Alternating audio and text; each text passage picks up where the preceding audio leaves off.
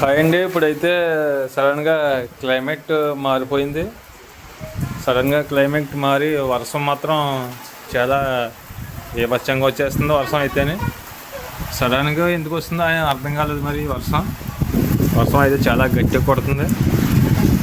అలాగేలాగా రావట్లేదు వర్షం అయితేనే. ఒకసారి చూడండి లైవ్లో మీరు. చాలా సైట్లు అన్నీ తెగిపోతున్నాయండి. వర్షం ఎంత గట్టిగా వస్తుందంటే చెప్పలేకపోతున్నాను బాబు, మాటలతో చెప్పలేను. చూస్తే కానీ అర్థం కాదు, అంత గట్టిగా వచ్చేస్తుంది వర్షం.